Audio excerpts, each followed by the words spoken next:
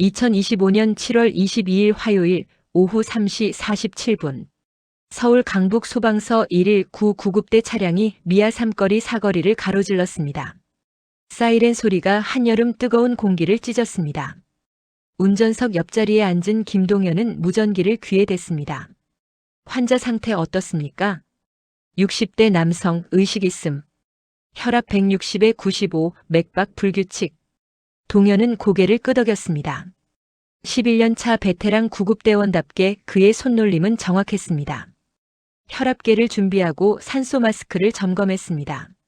차량이 병원 응급실 앞에 멈췄습니다. 조심히 내립니다. 들것을 끌어내리는 동현의 팔뚝에는 굵은 핏줄이 솟아올랐습니다. 키 178cm, 체격이 단단한 편이었지만 오늘따라 유난히 피곤했습니다. 어젯밤에도 또 그 꿈을 꿨습니다. 불길 속에서 누군가를 부르는 꿈. 15년째 반복되는 악몽. 환자 인계를 마친 동현은 복도에서 잠시 벽에 기댔습니다. 병원 특유의 소독약 냄새가 코를 찔렀습니다. 누군가 그의 어깨를 툭 쳤습니다. 선배님 괜찮으세요? 얼굴이 안 좋은데. 후배 이준호였습니다. 29살 3년 차. 밝고 정의감 넘치는 청년. 동현은 손을 저었습니다. 괜찮아. 그냥 좀 더워서. 에어컨 켤까요? 아니, 됐어. 차로 돌아가는 길 준호가 물었습니다. 선배님, 오늘 저녁에 회식인데 오시죠? 미안. 오늘은 소영이 만나기로 했어. 아, 예비 신부님. 결혼 준비 잘 되세요? 동현은 희미하게 웃었습니다. 응. 6개월 남았어. 소방서로 돌아온 건 오후 5시였습니다. 동현은 장비실에서 구급 가방을 점검했습니다. 거즈, 붕대, 주사기, 링거. 하나하나 확인하는 게 그의 습관이었습니다. 완벽주의자였습니다. 아니, 완벽해야만 했습니다. 실수는 곧 죽음이었으니까. 휴게실로 들어가자 선배 대원 몇 명이 TV를 보고 있었습니다. 뉴스에서는 폭염주의보를 전하고 있었습니다. 동현은 냉장고에서 보리차를 꺼내 마셨습니다. 차가운 액체가 목을 타고 내려갔지만 머릿속은 여전히 무거웠습니다. 휴대폰을 꺼냈습니다. 소영에게서 문자가 와 있었습니다. 오빠, 오늘 저녁 7시 미아동 그 분식집에서 봐요. 제가 먼저 가 있을게요. 미아동. 동현의 손가락이 멈췄습니다. 그곳. 15년 전 그곳. 어머니가 운영하던 분식집이 있던 곳이었습니다. 지금은 다른 사람이 인수해서 운영하고 있었습니다. 소영은 가끔 그곳에 가서 떡볶이를 먹었습니다. 어머님 생각이 나서요라고 했습니다. 동현은 휴대폰을 주머니에 넣었습니다. 시계를 봤습니다. 5시 20분. 퇴근까지 40분 남았습니다. 그때 준호가 헐레벌떡 뛰어왔습니다. 선배님. 왜? 창고 정리하다가. 이거 좀 보세요. 준호는 먼지 쌓인 낡은 파일을 들고 있었습니다. 표지에는 2010년 출동 기록부라고 적혀 있었습니다. 동현의 심장이 철렁 내려앉았습니다. 이게 왜? 창고 구석에 있었어요. 오래된 기록들 정리하라고 해서 찾았는데. 준호는 파일을 펼쳤습니다. 누렇게 바랜 종이들.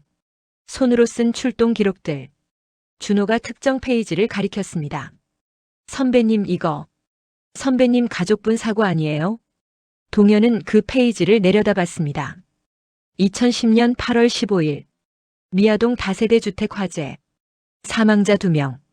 김미숙 45세, 김수진 14세. 어머니와 여동생의 이름이었습니다. 동현의 손이 떨렸습니다. 15년 만에 보는 공식 기록. 당시 그는 고등학교 3학년이었습니다. 학원에 있었습니다. 급히 뛰어왔지만 이미 건물은 불길에 휩싸여 있었습니다. 소방관들이 그를 막았습니다. 안 돼요. 들어가게 해주세요. 절규했지만 소용없었습니다. 선배님. 준호가 조심스럽게 말했습니다. 근데 여기 이상한 게 있어요. 뭐? 신고 접수 시각이 21시 47분인데 출동 시각이 22시 9분이에요. 동현은 기록을 다시 봤습니다. 분명했습니다. 신고 접수 2147, 출동 시각 2209, 22분. 네. 22분이나 걸렸어요. 근데 미아동은 여기서 차로 5분 거리잖아요. 동현의 머릿속이 하얘졌습니다. 당시 소방관들은 최선을 다했습니다라고 했습니다. 더 빨리 도착했어도 어쩔 수 없었을 겁니다라고 위로했습니다. 하지만 22분이라니. 준호가 다른 부분을 가리켰습니다. 더 이상한 건요. 당시 출동팀장 이름이 오정훈이에요. 지금 우리 서장님. 동현의 눈이 커졌습니다. 뭐라고? 보세요. 여기 서명란. 오정훈. 당시 미아파출소 소방팀장이었나 봐요. 동현은 기록을 뚫어지게 봤습니다. 분명히 오정훈이라고 적혀 있었습니다. 지금 강북 소방서장인 그 사람. 보고서에는요. 준호가 내용을 읽었습니다. 교통정체로 인한 출동 지연이라고 적혀 있는데 제가 궁금해서 당시 CCTV 기록 찾아봤거든요. CCTV? 네. 구청에 보관된 거요. 그날 밤 미아동 주변 도로는 한산했어요. 교통정체 같은 건 없었어요. 동현은 파일을 꽉 쥐었습니다. 종이가 구겨지는 소리가 났습니다. 왜? 거짓말을. 준호는 동현의 표정을 살폈습니다. 창백한 얼굴, 떨리는 입술, 주먹을 쥔 손. 선배님 괜찮으세요? 동현은 대답하지 않았습니다. 그저 기록을 바라볼 뿐이었습니다. 15년 전 그날 밤, 어머니와 수진이가 불길 속에서 그를 기다렸을 그 시간. 22분. 만약 소방차가 제때 왔다면, 만약 5분 만에 도착했다면, 어머니와 수진이는 지금 살아있을까? 준호야. 네, 선배님. 이 기록. 아무한테도 말하지 마. 네. 하지만. 부탁이야. 내가. 직접 알아볼게. 준호는 동현의 눈빛을 보고 고개를 끄덕였습니다. 알겠습니다, 선배님. 동현은 파일을 가방에 넣었습니다. 퇴근 시간이 됐습니다. 동료들이 수고했어, 내일 봐 하며 하나둘 떠났습니다. 동현은 탈의실에서 옷을 갈아입었습니다. 거울에 비친 자신의 얼굴을 봤습니다. 36살. 더 이상 젊지 않았습니다. 눈가에는 주름이 생겼고 눈 밑에는 다크서클이 있었습니다. 휴대폰을 꺼냈습니다. 소영에게 전화했습니다. 오빠 어디에요? 저 벌써 도착했어요. 응. 지금 나갈게. 10분 후에 봐. 네. 천천히 와요. 전화를 끊었습니다. 동현은 가방을 메고 소방서를 나섰습니다. 여름 저녁 공기가 후덥지근했습니다. 하늘은 붉게 물들어 있었습니다.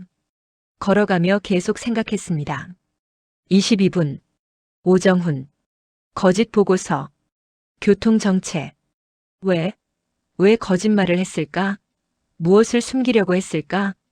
미아동 분식집에 도착했을 때 소영이 창가 자리에 앉아 있었습니다. 흰 블라우스에 청바지. 긴 생머리를 뒤로 묶었습니다. 동현을 보고 손을 흔들었습니다. 오빠. 동현은 자리에 앉았습니다. 소영이 그의 얼굴을 살폈습니다. 오빠 안색이 안 좋아요. 무슨 일 있어요? 동현은 잠시 망설이다가 입을 열었습니다. 소영아. 정말 만약에 말이야. 네? 엄마랑 수진이가 제때만 구조됐어도 살 수 있었다면? 소영의 표정이 굳었습니다. 오빠 무슨 소리예요? 동현은 가방에서 파일을 꺼냈습니다. 소영 앞에 펼쳤습니다. 2010년 8월 15일 기록. 이거 봐. 신고 접수부터 출동까지 22분이 걸렸어. 5분 거리를. 소영은 기록을 읽었습니다. 그녀의 눈이 점점 커졌습니다. 이게 진짜예요? 응. 오늘 준호가 창고에서 찾았어. 그럼 만약 제때 갔으면. 동현은 고개를 숙였습니다. 모르겠어. 하지만 알아봐야 할 것 같아. 왜 이렇게 늦었는지. 왜 보고서에 거짓말을 적었는지. 소영은 동현의 손을 꽉 잡았습니다. 오빠 진실을 알아야 앞으로 나아갈 수 있어요. 15년 동안 오빠를 괴롭힌 게 뭔지 정확히 알아야 해요. 하지만 같이 해봐요. 제가 도울게요. 동현은 소영의 눈을 봤습니다. 따뜻하고 단단한 눈빛. 그는 천천히 고개를 끄덕였습니다. 고마워 소영아. 밖에서는 저녁 노을이 사라지고 있었습니다. 어둠이 서울 하늘을 덮기 시작했습니다. 동현은 창밖을 바라보며 생각했습니다. 15년. 15년 동안 묻혀있던 진실. 이제 그것을 파헤칠 시간이었습니다. 그날 밤 동현은 또 악몽을 꿨습니다. 하지만 이번에는 조금 달랐습니다. 불길 속에서 누군가의 얼굴이 보였습니다. 오정훈의 얼굴이었습니다. 2025년 7월 23일 수요일. 동현은 새벽 5시에 잠에서 깼습니다. 악몽이었습니다. 불길, 연기, 그리고 22분이라는 숫자. 숫자가 계속 머릿속을 맴돌았습니다.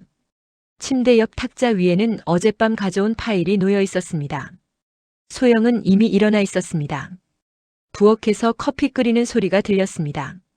동현은 거실로 나갔습니다. 소영이 컵 2개를 들고 소파에 앉았습니다. 오빠 잠 못 잤죠? 응. 저도요. 계속 생각났어요. 소영은 노트북을 열었습니다. 화면에는 여러 개의 창이 떠 있었습니다. 오빠, 제가 어젯밤에 좀 찾아봤어요. 2010년 8월 15일 관련 자료들. 동현은 소영 옆에 앉았습니다. 화면을 봤습니다. 강북구청 CCTV 보관 기록, 경찰청 민원 기록, 소방청 통계 자료. 이게 뭐야? 오빠, 이거 봐요. 당시 강북구청에서 보관한 CCTV 영상 목록이에요. 2010년 8월 분이 아직 남아있대요. 정말? 네. 법적 보관 기간이 지났는데도 구청에서 자료실에 그냥 보관하고 있었나 봐요. 제가 내일 직접 가서 확인해 볼게요. 동현은 소영을 봤습니다. 소영아, 내가 왜 이렇게까지? 오빠 일이잖아요. 당연한 거예요. 소영은 다른 창을 열었습니다. 그리고 이것도 봐요. 오정훈 서장님 인사 기록이요. 형제 관계 정보도 나와 있어요. 화면에는 오정훈의 간략한 이력이 적혀 있었습니다. 1977년생. 형제사항 형 오정수 1974년생. 형이 있네. 네. 그래서 제가 오정수라는 이름으로 검색해 봤는데요. 소영이 다른 자료를 띄웠습니다. 2010년 미아동 상가 등록 현황. 그 중에 골든 노래방이라는 이름이 보였습니다. 사업자명 오정수. 노래방. 네. 2008년부터 2012년까지 운영했대요. 위치는 미아동 231-5번지. 오빠 어머님 분식집에서 2블록 떨어진 곳이에요. 동현의 손이 떨렸습니다. 퍼즐 조각들이 맞춰지기 시작했습니다. 더 있어요. 소영이 경찰청 자료를 열었습니다. 2010년 8월 15일 강북경찰서 생활안전과 단속계획서예요. 미아동 일대 유흥업소 미성년자 출입 및 주류 판매 단속. 주요 대상. 소영이 화면을 확대했습니다. 빨간색으로 표시된 부분이 보였습니다. 골든 노래방. 동현은 의자에 깊이 앉았습니다. 머릿속이 복잡했습니다. 그러니까 그날 밤 오정훈 서장님 형 노래방이 단속 대상이었고, 네. 그리고 화재 신고가 접수된 시각이 21시 47분. 경찰 단속 예정 시각이 22시였어요. 모든 게 연결됐습니다. 오정훈은 형의 노래방을 구하려고 출동을 늦춘 것입니다. 15분. 형에게 미성년자들을 내보내고 증거를 없앨 시간을 준 것입니다. 동현은 주먹을 쥐었습니다. 7월 24일 목요일 오전. 소영은 강북구청으로 갔습니다. 동현은 소방서로 출근했습니다. 평소처럼 장비를 점검하고 구급차를 청소했습니다. 하지만 마음은 계속 다른 곳에 있었습니다. 점심시간에 소영에게서 전화가 왔습니다. 오빠, CCTV 영상 확인했어요. 어떻게? 도로는 한산했어요. 21시 50분경 미아동 주변 도로 차가 거의 없었어요. 교통정체는 거짓말이 맞아요. 동현은 한숨을 내쉬었습니다. 그럼 이제 확실해진 거네. 네. 그런데 오빠. 왜? 이걸 어떻게 할 거예요? 서장님한테 직접 물어볼 건가요? 동현은 대답하지 못했습니다. 서장실로 찾아가서 15년 전 우리 가족 화재 사건 왜 늦게 출동하셨습니까? 라고 물어볼 수 있을까? 증거도 없이? 아직 모르겠어. 좀 더 확실한 증거가 필요해. 증거요? 응. 목격자 같은 거. 당시 현장에 있었던 사람. 그날 오후 동현은 미아동으로 향했습니다. 15년 전 그곳. 화재가 났던 건물은 이미 철거되고 새 빌딩이 들어서 있었습니다. 주변을 걸으며 옛 기억을 더듬었습니다. 어머니의 분식집, 수진이가 다니던 학원, 동네 슈퍼. 그때 그 슈퍼는 아직 있었습니다. 명잔의 구멍가게라는 간판. 40년 넘게 같은 자리에서 장사하는 곳. 동현은 가게 앞에 섰습니다. 좁은 가게 안에는 과자와 음료수가 빼곡했습니다. 카운터 뒤에는 할머니 한 분이 앉아 계셨습니다. 최명자 할머니. 어머니의 오랜 친구. 할머니 안녕하세요. 명자는 고개를 들었습니다. 동현을 보더니 눈이 커졌습니다. 어머, 동현이 아니가. 얼마만이냐? 오래됐죠. 한 5년? 그래, 그렇게 됐구나. 어쩐 일이냐? 엄마 생각나서 왔냐? 동현은 고개를 끄덕였습니다. 네. 그것도 있고. 할머니한테 여쭤볼 게 있어서요. 뭔데? 동현은 숨을 깊이 들이마셨습니다.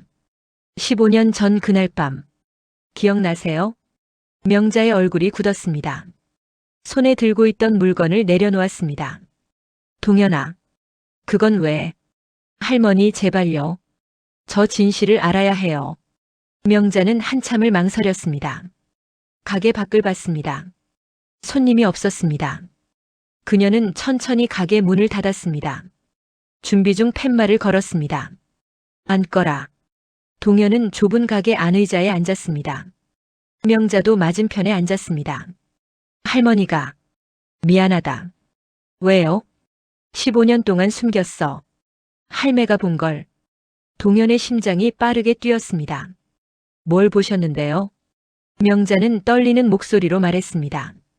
그날 밤 9시 반쯤 됐을 거다. 할매가 가게 정리하고 있었는데 갑자기 옆 건물에서 불이 났어. 너희 엄마네 건물. 네. 사람들이 난리가 났지. 다들 119에 전화하고. 할매도 전화했어. 빨리 와주세요. 사람들이 안에 있어요라고. 명자의 눈에 눈물이 고였습니다. 근데 안 오는 거야. 5분, 10분. 계속 안 와. 소방서가 여기서 얼마나 가까운데. 차로 5분이면 오는 곳인데. 그래서요. 그때 할매가 옆 골든 노래방 쪽을 봤어.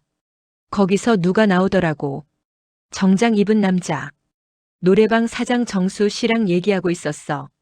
동현은 숨을 참았습니다. 그 남자가 누구였어요? 정수 씨 동생이라고 했어. 소방관이라고. 이름은 오정훈이었나? 맞다, 오정훈. 확실해요? 응. 그 사람 나온 다음에 정수 씨가 급하게 가게 안 정리하는 것 같았어. 애들 몇 명 뒷문으로 내보내고. 그러고 나서 10시쯤 그때 소방차가 왔어. 동현의 온몸에 전율이 흘렀습니다. 왜 그때 말씀 안 하셨어요? 명자는 고개를 숙였습니다. 미안하다, 동현아. 할매가 겁이 났어. 뭐가 무서우셨는데요? 소방서 팀장이란 사람 아니냐? 그런 사람을 할매가 건드리면 우리 가게 장사도 걱정되고 괜히 나섰다가 보복당하면 어쩌나 싶고. 명자는 울기 시작했습니다. 할매가 비겁했다. 내 엄마한테도 미안하고. 동현아, 정말 미안하다. 동현은 아무 말도 할 수 없었습니다. 명자 할머니를 탓할 수 없었습니다. 평범한 사람이 권력 앞에서 침묵하는 것. 그게 한국 사회였습니다. 괜찮아요, 할머니. 이제라도 말씀해 주셔서 고마워요. 가게를 나온 동현은 골목을 걸었습니다. 15년 전 그날 밤 이 골목을 뛰어왔던 기억이 났습니다. 숨이 차도록 뛰었지만 이미 늦었습니다. 불길이 하늘을 덮고 있었습니다. 휴대폰이 울렸습니다. 소영이었습니다. 오빠 어디에요? 미아동. 명자 할머니 만나고 왔어. 뭐라고 하셨어요? 동현은 명자가 한 말을 그대로 전했습니다. 소영은 한참 침묵했습니다. 오빠, 이제 확실해진 거네요. 응. 어떡할 거예요? 동현은 하늘을 올려다봤습니다. 구름 한 점 없는 파란 하늘이었습니다. 서장님한테 직접 물어봐야겠어. 지금요? 아니, 좀 더 준비하고 완벽한 증거를 모아서. 무슨 증거요? 경찰 단속 기록, CCTV 영상, 목격자 진술. 다 정리해서 문서로 만들어야 해. 그래야 서장님이 부인 못하지. 소영은 잠시 멈췄다가 말했습니다. 오빠, 그런데 정말 그렇게 할 거예요? 서장님을 고발하는 거예요? 모르겠어. 일단 진실부터 확인하고. 오빠 마음이 편해질 것 같아요? 복수하면? 동현은 대답하지 못했습니다. 복수. 그게 정말 자신이 원하는 것일까? 오정훈을 파멸시키면 어머니와 수진이가 돌아올까? 소영아, 나 지금 혼란스러워. 당연해요, 오빠. 천천히 생각해요. 전화를 끊었습니다. 동현은 벤치에 앉았습니다. 오후 햇살이 따가웠습니다. 주머니에서 지갑을 꺼냈습니다. 지갑 안에는 오래된 사진 한 장이 있었습니다. 어머니, 수진이, 그리고 어린 동현. 수진이가 초등학교에 입학하던 날 찍은 사진. 세 사람 모두 웃고 있었습니다. 행복했던 시절. 엄마, 수진아. 동현의 눈에서 눈물이 흘렀습니다. 오빠가 어떻게 해야 할까? 알려줘. 하지만 대답은 없었습니다. 바람만 불 뿐이었습니다. 그날 저녁 동현은 집으로 돌아왔습니다. 소영이 저녁을 준비하고 있었습니다. 김치찌개 냄새가 났습니다. 오빠, 씻고 오세요. 응. 식탁에 앉았을 때 소영이 물었습니다. 오빠 결정했어요? 아직. 근데 일단 증거는 확실히 모을 거야. 언제 서장님한테 얘기할 거예요? 다음 주쯤. 완벽하게 준비하고. 소영은 고개를 끄덕였습니다. 제가 도울게요.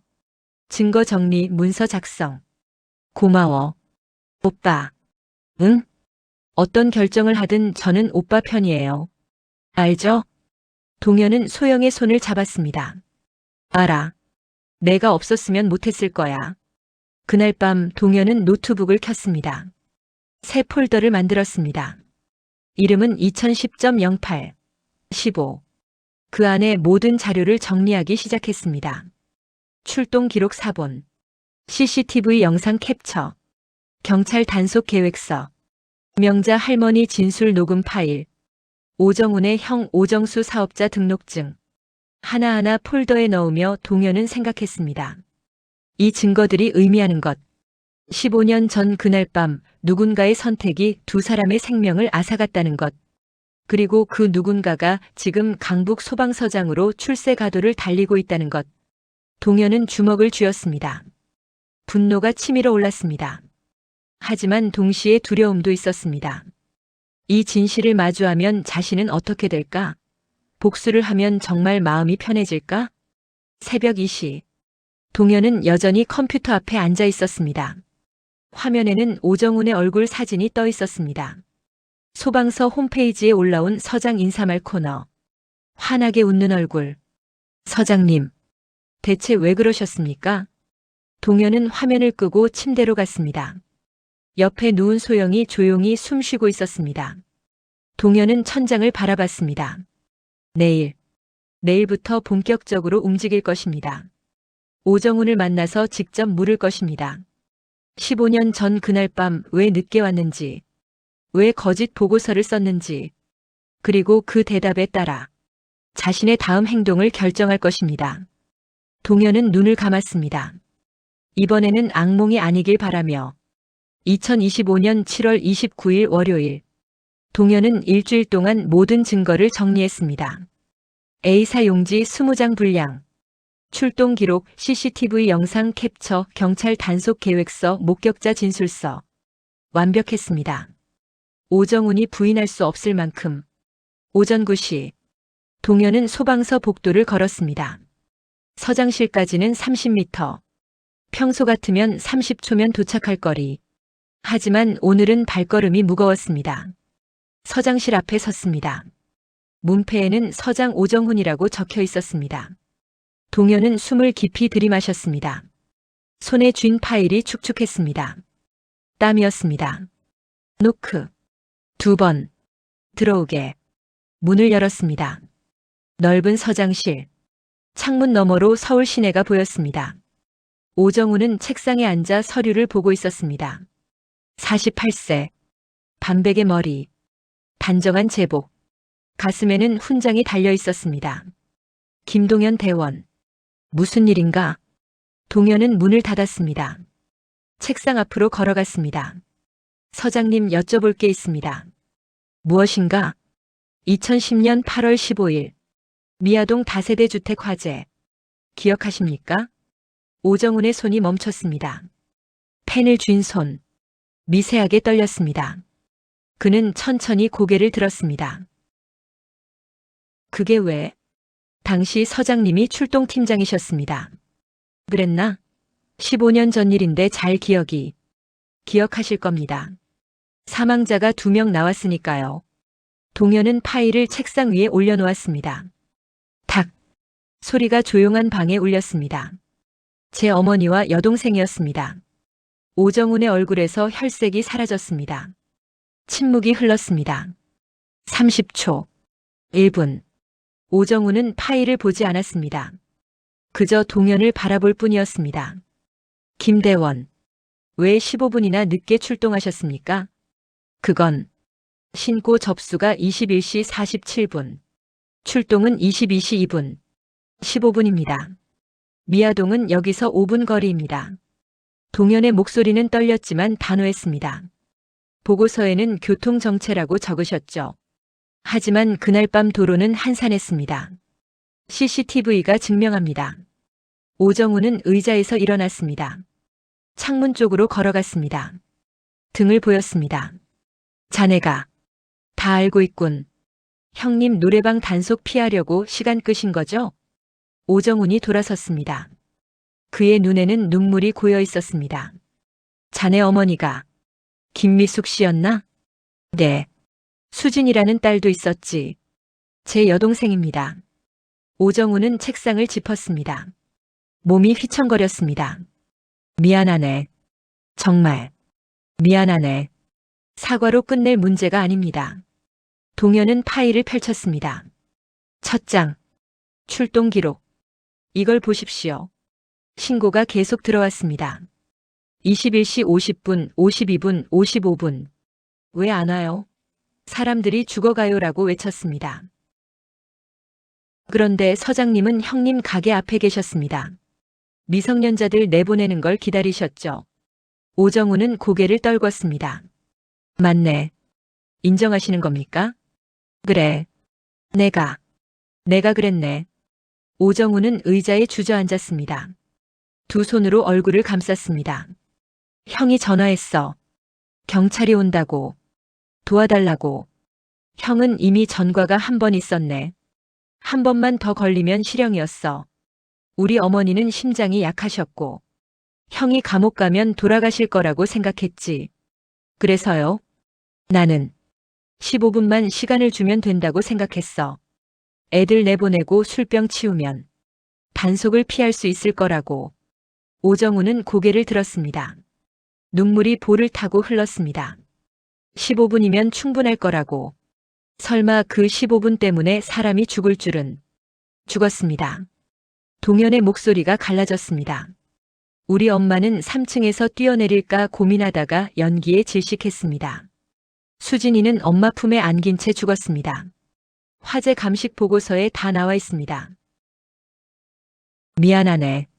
15분만 빨리 오셨으면 살았습니다. 소방관들이 그렇게 말했습니다. 조금만 더 일찍 신고했으면 구할 수 있었을 텐데라고. 오정훈은 울기 시작했습니다. 48세 남자의 울음. 어깨가 떨렸습니다. 매일 꿈에 나왔네. 자네 어머니 얼굴이, 딸 얼굴이. 미안하다고 얼마나 빌었는지. 꿈에서 빌면 됩니까? 동현은 책상을 쳤습니다. 탕. 오정훈이 움찔했습니다. 서장님은 출세하셨잖아요. 팀장에서 과장, 과장에서 서장. 훈장도 받으시고 행복하게 사셨잖아요. 행복하지 않았네. 거짓말 마십시오. 동현의 목소리가 높아졌습니다. 저는 15년 동안 악몽에 시달렸습니다. 매년 8월 15일마다 공황 발작이 왔습니다. 엄마 생각, 수진이 생각하면서 울었습니다. 그런데 서장님은요? 오정우는 대답하지 못했습니다. 내가 자네를 챙겨줬네. 승진 추천도 하고 표창도 받게 하고. 그게 속죄입니까? 나는 그게 내가 할 수 있는. 아닙니다. 동현은 다른 서류를 꺼냈습니다. 이건 업무상 과실치사입니다. 직무유기고요. 이 증거들을 검찰에 제출하면 서장님은 끝입니다. 오정우는 서류를 봤습니다. 손이 떨렸습니다. 자네 말이 맞네. 왜 그러셨습니까? 대체 왜? 가족이었어. 형은 내 가족이었고, 우리 엄마랑 수진이도 누군가의 가족이었습니다. 동현의 목소리가 터졌습니다. 복도에서도 들릴 만큼 컸습니다. 서장님 가족은 소중하고 우리 가족은 안 소중합니까? 서장님 어머니는 지켜야 하고 우리 엄마는 죽어도 됩니까? 아니네. 15년입니다, 서장님. 15년 동안 저는 왜 그날 소방차가 늦게 왔는지 몰랐습니다.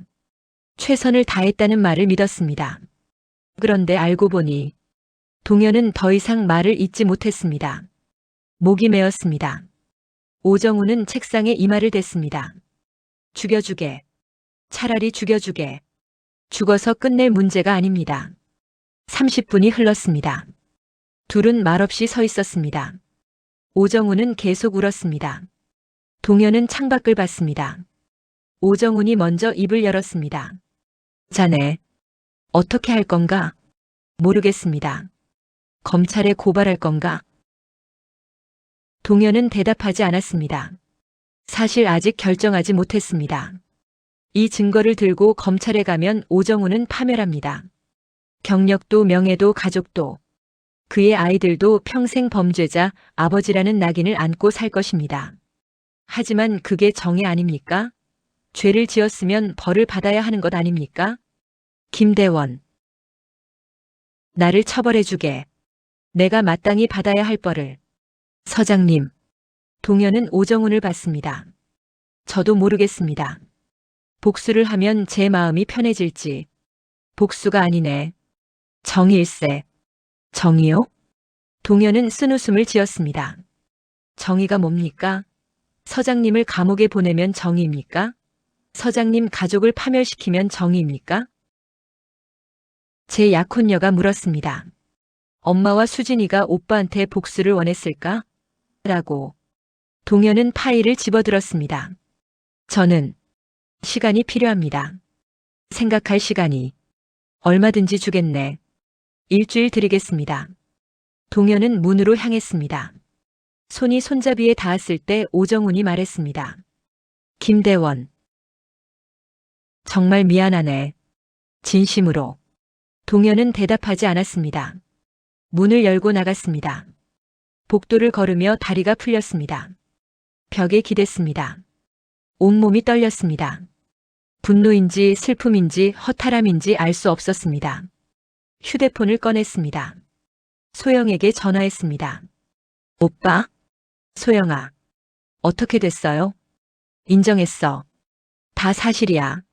전화기 너머에서 소영의 한숨이 들렸습니다. 오빠 괜찮아요? 모르겠어. 소영아, 나 어떻게 해야 할까? 오빠. 복수하면 엄마랑 수진이가 기뻐할까? 소영은 한참 침묵했습니다. 오빠 지금 당장 결정하지 마요. 천천히 생각해요. 제가 곁에 있을게요. 고마워. 전화를 끊었습니다. 동현은 주머니에서 지갑을 꺼냈습니다. 어머니와 수진이 사진. 웃고 있는 두 사람. 엄마. 수진아. 오빠가 어떻게 해야 할까? 대답은 없었습니다. 사진 속 두 사람은 그저 웃고 있을 뿐이었습니다. 그날 저녁 동현은 당직이었습니다. 자정 무렵 응급신호가 울렸습니다. 50대 남성 심정지. 현장으로 달려갔습니다. 좁은 원룸. 쓰러진 남자. 동현은 즉시 심폐소생술을 시작했습니다. 하나, 둘, 셋. 가슴을 눌렀습니다. 30회. 인공호흡 2회. 반복. 선배님 이미 10분 넘었어요. 준호가 말했습니다. 조금만 더. 하지만 제발. 제발 살아나. 동현은 계속 눌렀습니다. 팔이 아팠습니다. 땀이 흘렀습니다. 하지만 멈출 수 없었습니다. 그 순간 심전도에 박동이 나타났습니다. 맥박 돌아왔습니다. 환자가 숨을 쉬었습니다. 동현은 그 자리에 주저앉았습니다. 살았다. 준호가 물을 건넸습니다. 선배님 대단하세요. 포기 안 하시고. 동현은 환자를 봤습니다. 50대 남자. 누군가의 아버지일 것입니다. 누군가의 남편일 것입니다. 문득 깨달았습니다. 자신이 지난 11년간 해온 일, 수백 명의 생명을 구한 일, 그것이 바로 어머니와 수진이에 대한 진정한 추모였다는 것을. 복수는 과거에 머무는 것입니다. 하지만 생명을 구하는 것은 현재를 사는 것입니다. 구급차 안에서 동현은 생각했습니다. 오정훈을 고발하면 한 사람이 파멸합니다. 하지만 그를 용서하면, 그에게 진짜 속죄의 기회를 주면, 아직 답은 나오지 않았습니다. 하지만 희미한 빛이 보이기 시작했습니다. 어쩌면 복수가 아닌 다른 길이 있을지도 모른다는 생각. 동현은 휴대폰을 꺼냈습니다. 소영에게 문자를 보냈습니다. 소영아, 내일 엄마 묘소 같이 갈래? 엄마한테 물어보고 싶어. 답장이 바로 왔습니다. 그래요, 오빠. 같이 가요. 동현은 휴대폰을 내려놓았습니다. 창밖을 봤습니다. 서울 밤하늘에 별이 총총히 빛났습니다. 어머니와 수진이도 저 별 어딘가에서 자신을 보고 있을까요? 그들은 자신에게 무엇을 원할까요? 복수일까요? 아니면. 동현은 눈을 감았습니다. 내일 묘소에서 답을 찾을 것입니다. 2025년 8월 1일 목요일. 동현과 소영은 경기도 외곽 납골 땅으로 향했습니다. 차창 밖으로 여름 풍경이 지나갔습니다. 녹색 논밭, 하얀 구름, 파란 하늘. 오빠 괜찮아요? 소영이 운전대를 잡으며 물었습니다. 응, 괜찮아. 하지만 괜찮지 않았습니다. 어젯밤에도 잠을 못 잤습니다. 오정훈의 얼굴이 계속 떠올랐습니다. 우는 모습, 미안하네라고 말하던 떨리는 목소리. 납골 땅에 도착했습니다. 조용한 곳이었습니다. 나무들이 바람에 흔들렸습니다. 동현은 꽃을 샀습니다. 국화 한 다발. 3층 217호. 어머니와 수진이가 함께 잠든 곳. 동현은 사진 앞에 꽃을 놓았습니다. 소영은 조금 떨어져서 섰습니다. 엄마. 수진아. 오빠 왔어. 동현의 목소리가 떨렸습니다. 오랜만이지? 미안해. 바빴어. 사진 속 어머니는 환하게 웃고 있었습니다. 수진이는 교복을 입고 있었습니다. 14살. 중학교 2학년. 엄마 오빠 결혼해. 6개월 후에. 소영이라는 좋은 사람 만났어. 엄마가 봤으면 좋아했을 거야. 동현은 무릎을 꿇었습니다. 사진과 눈높이를 맞췄습니다. 엄마. 오빠가 이제 알았어. 그날 밤 왜 소방차가 늦게 왔는지. 바람이 불었습니다. 나뭇잎이 바스락거렸습니다. 소방관이 일부러 늦게 왔어. 자기 형 때문에. 그 사람 지금 서장이야. 출세했어. 동현은 눈물을 참았습니다. 오빠가 어떻게 해야 할까? 복수해야 할까? 그 사람을 파멸시켜야 할까? 대답은 없었습니다. 바람만 불 뿐이었습니다. 아니면 용서해야 할까? 오빠 잘 모르겠어. 소영이 다가와 동현 옆에 앉았습니다. 그녀도 사진을 봤습니다. 어머님 수진아. 저예요, 소영이. 처음 인사드려요. 소영은 고개를 숙였습니다. 제가 오빠 잘 보살필게요. 약속드려요. 그녀는 동현의 손을 잡았습니다. 어머님 수진아. 오빠한테 뭐가 필요한지 알려주세요. 복수인지 용서인지. 둘은 한참을 그렇게 앉아 있었습니다. 10분, 20분. 말없이. 동현은 문득 옛 기억을 떠올렸습니다. 초등학교 5학년 때였습니다. 친구와 싸웠습니다. 그 친구가 동현의 공책을 찢었습니다. 화가 났습니다. 주먹을 들었습니다. 그때 어머니가 말했습니다. 동현아, 복수하면 내 마음이 편해질까? 아니면 더 무거워질까? 모르겠어요. 엄마는 내가 미운 마음 안고 사는 게 싫어. 미운 마음은 널 아프게 해. 그날 동현은 친구에게 먼저 말을 걸었습니다. 미안해라고. 친구도 울며 사과했습니다. 둘은 다시 친구가 됐습니다.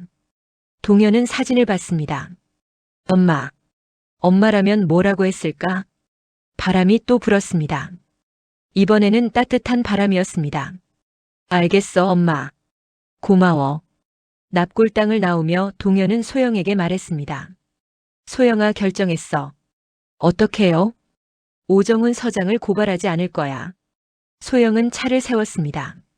동현을 봤습니다. 정말요? 응. 대신 조건이 있어. 무슨 조건요? 서장님이 스스로 책임지게 할 거야. 그리고 남은 인생을 제대로 된 속죄로 살라고 할 거야. 소영은 동현의 손을 꽉 잡았습니다. 오빠. 강해졌어요. 아니야. 그냥 엄마가 원하는 게 뭔지 알 것 같아서. 차는 다시 출발했습니다. 서울로 돌아가는 길. 동현은 창밖을 봤습니다. 마음이 조금 가벼워진 것 같았습니다. 8월 5일 월요일. 동현은 다시 서장실을 찾았습니다. 노크했습니다. 들어오게. 오정훈은 창가에 서 있었습니다. 뒤돌아봤을 때 그의 얼굴은 많이 야위어 있었습니다. 눈 밑에는 다크서클이 깊었습니다. 김대원. 결정했나? 네. 동현은 책상 앞에 섰습니다. 파일을 꺼내지 않았습니다. 서장님을 고발하지 않겠습니다. 오정훈의 눈이 커졌습니다. 뭐라고? 대신 조건이 있습니다. 조건? 동현은 오정훈의 눈을 똑바로 봤습니다. 서장님, 지금이라도 제대로 된 소방관으로 사세요. 이제부터라도 단 한 명의 생명도 포기하지 마세요. 사적인 이유로 출동을 늦추지 마시고 매 순간 최선을 다하세요. 오정훈은 고개를 숙였습니다. 나는 자격이 없네. 자격 없다고 도망치지 마세요. 동현의 목소리는 단호했습니다. 그게 우리 엄마와 수진이를 위한 서장님의 진짜 속죄입니다. 고맙네. 그리고 하나 더. 무엇인가? 스스로 책임지세요. 서장 자리에 연연하지 말고 정말 의미 있는 일을 하세요. 오정훈은 한참을 서 있었습니다. 그리고 천천히 고개를 끄덕였습니다. 알겠네. 자네 말대로 하겠네. 감사합니다. 동현은 몸을 돌렸습니다. 문으로 향했습니다. 김대원. 자네는 나보다 훨씬 큰 사람이야. 고맙네. 진심으로. 동현은 대답하지 않았습니다. 문을 열고 나갔습니다. 복도를 걸으며 가슴이 뭉클했습니다. 15년 만에 짐을 내려놓은 기분이었습니다. 8월 12일 월요일. 동현은 소방서 게시판에서 공고문을 봤습니다. 강북 소방서장 오정훈 건강상의 이유로 사임. 준호가 다가왔습니다. 선배님 보셨어요? 서장님이 그만두신대요. 응. 봤어. 갑자기 왜 그러실까요? 동현은 대답하지 않았습니다. 그날 오후 동현의 책상에 편지 한 통이 놓여 있었습니다. 오정훈의 편지였습니다. 김동현 대원에게 자네 덕분에 내 인생이 바뀌었네. 나는 15년간 비겁하게 살았네. 죄책감을 숨기고 출세만 추구했지. 하지만 자네를 만나고 깨달았네. 진짜 속죄는 벌을 받는 게 아니라 제대로 사는 것이라는 걸. 나는 앞으로 화재 예방 교육 강사로 일하기로 했네. 특히 저소득층 밀집 지역 아이들에게 안전 교육을 하려고. 그게 내가 할 수 있는 최소한의 속죄일 테니. 자네 어머님과 수진 양께 매일 참회하며 살겠네. 그리고 자네가 구한 모든 생명이 내게는 희망일세. 고맙네, 동현 대원. 자네가 나를 구해줬어. 오정훈. 동현은 편지를 접었습니다. 눈물이 흘렀습니다. 하지만 슬픈 눈물이 아니었습니다. 8월 15일 토요일. 15년 전 그날. 동현은 처음으로 이날을 평온하게 맞았습니다. 악몽을 꾸지 않았습니다. 공황 발작도 없었습니다. 소영과 함께 납골당을 다시 찾았습니다. 국화 꽃다발을 들고. 엄마 수진아. 오빠 왔어. 동현은 사진 앞에 무릎을 꿇었습니다. 오빠가 용서했어. 그 사람을. 엄마가 원하는 게 그거였지? 바람이 불었습니다. 따뜻한 바람. 오빠 이제 괜찮아. 더 이상 과거에 갇혀있지 않아. 매일 누군가를 구하며 살 거야. 그게 엄마랑 수진이를 기억하는 오빠만의 방법이야. 소영이 옆에서 말했습니다. 어머님 수진아. 저희 6개월 후에 결혼해요. 축복해주세요. 두 사람은 한참을 그렇게 앉아 있었습니다. 돌아오는 차 안에서 동현은 휴대폰을 봤습니다. 준호에게서 문자가 와 있었습니다. 선배님 미아동 다세대 주택 화재 신고 들어왔습니다. 주민 대피 중이래요. 동현의 심장이 뛰었습니다. 미아동. 15년 전 그곳. 소영아 미안한데 나 소방서 가야 할 것 같아. 지금요? 응. 미아동에 화재가 났대. 소영은 차를 돌렸습니다. 빨리 가요 오빠. 소방서에 도착했을 때 구급차가 출발 준비 중이었습니다. 동현은 뛰어올랐습니다. 출발. 현장에 도착했습니다. 3층 건물에서 연기가 피어올랐습니다. 소방관들이 물을 뿌리고 있었습니다. 3층에 엄마랑 딸이 갇혔어요. 주민이 외쳤습니다. 동현은 주저하지 않았습니다. 건물로 뛰어들었습니다. 소방관입니다. 어디 계세요? 여기요. 도와주세요. 연기 속을 뚫고 들어갔습니다. 문을 부쉈습니다. 30대 여성과 7살쯤 된 여자아이가 바닥에 쓰러져 있었습니다. 동현은 아이를 안았습니다. 여성을 부축했습니다. 계단으로 향했습니다. 연기가 자욱했지만 멈추지 않았습니다. 밖으로 나왔습니다. 구급대원들이 달려왔습니다. 산소 마스크를 씌웠습니다. 모녀는 살았습니다. 아이가 동현을 올려다봤습니다. 아저씨, 천사예요? 동현은 미소 지었습니다. 아니야. 아저씨는 그냥 소방관이야. 여성이 동현의 손을 꽉 잡았습니다. 고맙습니다. 정말 고맙습니다. 동현은 고개를 끄덕였습니다. 하늘을 올려다봤습니다. 구름 사이로 햇살이 비쳤습니다. 엄마 수진아. 봤지? 오빠가 구했어. 누군가의 엄마와 딸을. 그날 저녁 소영에게 전화했습니다. 소영아, 오늘 모녀를 구했어. 정말요? 다들 괜찮아요? 응. 근데 그 아이가 나보고 천사래. 소영이 웃었습니다. 맞아요. 오빠는 천사예요. 어머님과 수진이가 하늘에서 보내준 천사. 동현은 창밖을 봤습니다. 별이 총총히 빛났습니다. 소영아. 네. 고마워. 내가 없었으면 못했을 거야. 저도 고마워요, 오빠. 용기 내줘서. 전화를 끊었습니다.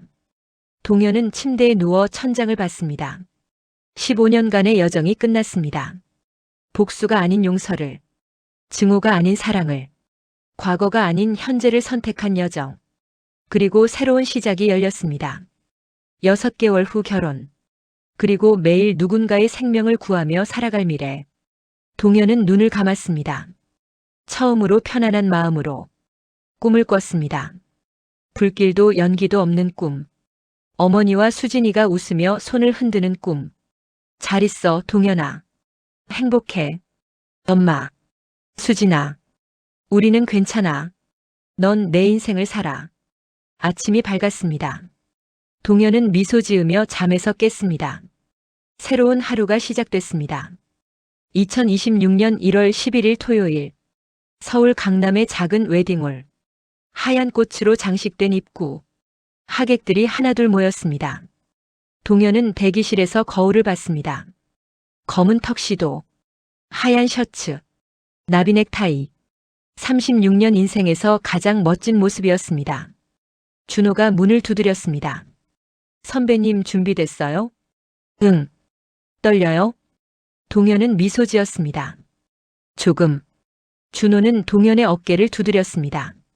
선배님 축하드려요. 정말로. 고마워 준호야. 식장 입구 한켠에는 2장의 사진이 놓여 있었습니다. 환하게 웃는 어머니, 교복 입은 수진이. 사진 앞에는 하얀 국화가 놓였습니다. 동현은 사진 앞에 섰습니다. 엄마 수진아. 오빠 결혼해. 보고 있지? 하객들이 사진을 보며 고개를 숙였습니다. 소영의 어머니도 사진 앞에 서서 인사했습니다. 어머님 수진아, 저희 딸 잘 부탁드려요. 식이 시작됐습니다. 동현은 버진로드를 걸었습니다. 소영이 아버지와 함께 들어왔습니다. 하얀 드레스, 긴 머리에 꽂은 꽃, 아름다웠습니다. 줄에 없는 시기였습니다. 동현과 소영이 직접 서약을 낭독했습니다. 저 김동현은 박소영을 아내로 맞이하여 평생 사랑하고 존중하겠습니다. 저 박소영은 김동현을 남편으로 맞이하여 평생 곁에서 함께하겠습니다. 두 사람은 반지를 교환했습니다. 키스했습니다. 하객들이 박수쳤습니다. 피로연이 시작됐습니다. 동현과 소영은 하객 한 명 한 명에게 인사했습니다. 소방서 동료들, 소영의 병원 동료들, 친구들. 그때 한 사람이 조용히 입구에 섰습니다. 오정훈이었습니다. 정장 차림. 손에는 작은 봉투를 들고 있었습니다. 동현은 그를 봤습니다. 오정훈은 고개를 숙였습니다. 가까이 오지 않았습니다. 그저 멀리서 축하의 눈빛을 보냈습니다. 동현은 소영의 손을 잡고 오정훈에게 걸어갔습니다. 서장님, 아니 오정훈 선생님, 와주셨네요. 축하하네 동현 대원. 아니, 동현 씨. 오정훈은 봉투를 건넸습니다. 작은 마음일세. 받아주게. 감사합니다. 오정훈은 소영에게도 인사했습니다. 세댁, 동현 씨 잘 부탁하네. 좋은 사람일세. 감사합니다. 선생님도 건강하세요. 오정훈은 고개를 숙이고 돌아섰습니다. 몇 걸음 가다가 멈췄습니다. 뒤돌아봤습니다. 동현 씨. 네. 자네 덕분에. 나도 새 삶을 살고 있네. 고맙네. 자네 어머님과 수진 양께. 매일 참회하며 살고 있네. 앞으로도 그럴 것이고. 동현은 고개를 끄덕였습니다. 잘 사세요, 선생님. 오정훈은 희미하게 웃었습니다. 그리고 식장을 나갔습니다. 소영이 동현의 손을 꽉 잡았습니다. 오빠 괜찮아요? 응. 괜찮아. 피로연이 끝났습니다. 하객들이 하나둘 떠났습니다. 동현과 소영은 빈 식장에 남았습니다.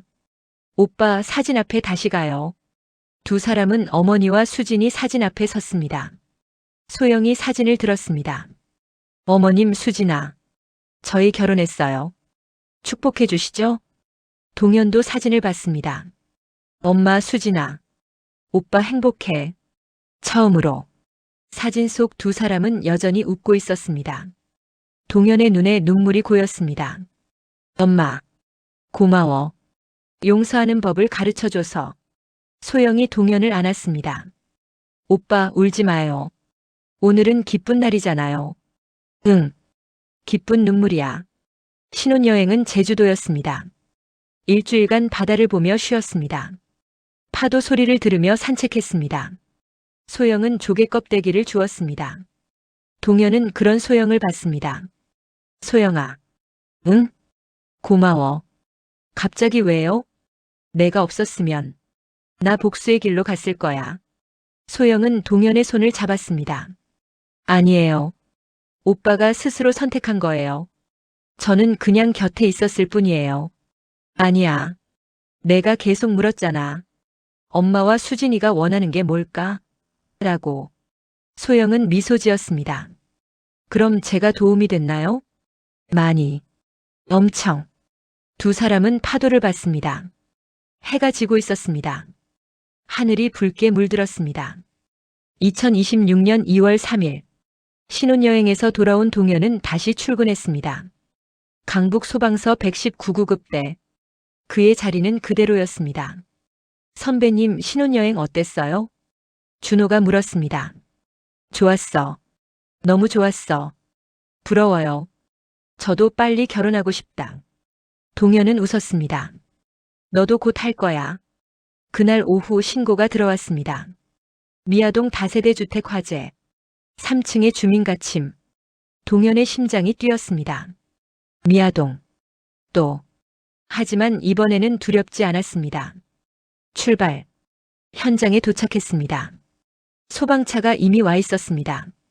불을 끄고 있었습니다. 동현은 건물로 뛰어들었습니다. 소방관입니다. 3층. 연기가 자욱했습니다. 문을 찾았습니다. 안에서 목소리가 들렸습니다. 도와주세요. 문을 부쉈습니다. 안에는 30대 여성과 어린 딸이 있었습니다. 바닥에 엎드려 있었습니다. 동현은 아이를 안았습니다. 여성을 부축했습니다. 괜찮아요. 이제 안전해요. 밖으로 나왔습니다. 구급대원들이 산소 마스크를 씌웠습니다. 모녀는 살았습니다. 여성이 동현을 봤습니다. 고맙습니다. 정말 고맙습니다. 아이가 동현을 올려다봤습니다. 아저씨 천사예요? 동현은 무릎을 꿇었습니다. 아이와 눈높이를 맞췄습니다. 아니야. 아저씨는 소방관이야. 사람들을 구하는 게 일이야. 우와. 멋있어요. 동현은 아이의 머리를 쓰다듬었습니다. 너도 커서 사람 돕는 일 해. 그럼 너도 멋있어질 거야. 아이가 고개를 끄덕였습니다. 구급차로 돌아오며 준호가 말했습니다. 선배님 정말 멋있어요. 주저하지 않고 뛰어드시는 거. 당연한 거야. 우리 일이잖아. 하지만 무섭지 않으세요? 불 속으로 들어가는 게. 동현은 하늘을 올려다봤습니다. 무섭지. 근데 더 무서운 건 구하지 못하는 거야. 준호는 고개를 끄덕였습니다. 저도 선배님처럼 될 거예요. 너도 이미 충분히 잘하고 있어. 그날 저녁 동현은 집으로 돌아왔습니다. 소영이 저녁을 준비하고 있었습니다. 오빠, 오늘 어땠어요? 모녀를 구했어. 다들 괜찮아요? 응. 다행히. 소영은 동현을 안았습니다. 오빠 자랑스러워요. 고마워. 저녁을 먹으며 소영이 물었습니다. 오빠 요즘 악몽 안 꿔요? 응. 안 꿔. 정말요? 응. 이제는 좋은 꿈만 꿔. 엄마랑 수진이가 웃는 꿈. 소영은 동현의 손을 잡았습니다. 오빠 정말 많이 변했어요. 그래? 네. 처음 만났을 때는 눈빛이 어두웠어요. 근데 지금은 밝아요. 동현은 미소 지었습니다. 내 덕분이야. 아니에요. 오빠가 스스로 치유한 거예요. 그날 밤 동현은 일기를 썼습니다. 오랜만이었습니다. 2026년 2월 3일. 오늘 또 생명을 구했다. 30대 여성과 7살 아이. 미아동에서. 15년 전 그곳에서 나는 엄마와 수진이를 잃었다. 그때는 무력했다. 아무것도 할 수 없었다. 하지만 오늘은 달랐다. 나는 구할 수 있었다. 누군가의 엄마와 딸을. 어쩌면 이게 내 사명인지도 모른다. 잃은 생명을 되돌릴 수는 없지만 다른 생명을 구할 수는 있다. 엄마 수진아. 오빠는 이제 괜찮아. 용서했어. 그리고 자유로워졌어. 매일 누군가를 구하며 살 거야. 그게 너희를 기억하는 내 방법이야. 사랑해 엄마. 사랑해 수진아. 일기를 덮었습니다. 침대에 누웠습니다. 소영이 옆에서 조용히 숨쉬고 있었습니다. 동현은 천장을 봤습니다. 어둠 속에서 별이 보이는 것 같았습니다. 15년간의 여정. 분노에서 용서로. 증오에서 사랑으로. 과거에서 현재로.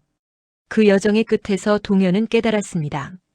용서는 상대를 위한 것이 아니라 자신을 위한 것임을.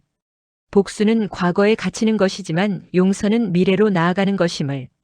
그리고 진정한 추모는 슬픔에 머무는 것이 아니라 의미 있게 사는 것임을. 동현은 눈을 감았습니다. 편안한 마음으로 꿈을 꿨습니다. 넓은 들판, 따뜻한 햇살. 어머니와 수진이가 서 있었습니다. 웃고 있었습니다. 엄마, 수진아, 동현아 잘 지내니? 응, 잘 지내. 정말. 다행이다. 우리는 내가 행복한 게 제일 좋아. 엄마, 보고 싶어. 우리도. 하지만 넌 내 삶을 살아야지. 수진이가 손을 흔들었습니다. 오빠 새언니 잘해줘. 행복하게 살아. 그럴게. 우리는 항상 오빠 곁에 있어. 보이지 않아도. 햇살이 밝아졌습니다. 두 사람이 빗속으로 사라졌습니다. 엄마, 수진아, 안녕, 동현아, 사랑해. 아침이 밝았습니다. 동현은 미소 지으며 잠에서 깼습니다. 소영이 커튼을 열었습니다. 햇살이 쏟아졌습니다. 오빠 일어났어요? 응. 좋은 꿈 꿨어요? 응. 아주. 동현은 창밖을 봤습니다. 파란 하늘, 하얀 구름, 새들이 날아갔습니다. 새로운 하루가 시작됐습니다. 구급차에 오를 준비를 했습니다. 누군가를 구할 준비를. 매일이 의미 있는 하루. 매일이 추모의 하루. 동현은 가슴에 손을 얹었습니다. 심장이 뛰었습니다. 살아있음을, 사랑하고 있음을. 엄마 수진아, 오늘도 열심히 살게. 약속해. 바람이 불었습니다. 따뜻한 바람. 어디선가 목소리가 들리는 것 같았습니다. 잘 살아, 동현아. 우리는 내가 자랑스러워. 동현은 웃었습니다. 그리고 새로운 하루를 향해 걸어갔습니다. 과거를 용서하고 현재를 살고 미래를 향해 나아가는 사람. 김동현. 36세. 119구급 대원. 매일 생명을 구하며 사랑하는 이들을 기억하며 행복하게 사는 사람. 그의 이야기는 끝났습니다. 하지만 그의 삶은 계속됩니다. 매일 새롭게 의미 있게. 마이너스 끝 마이너스.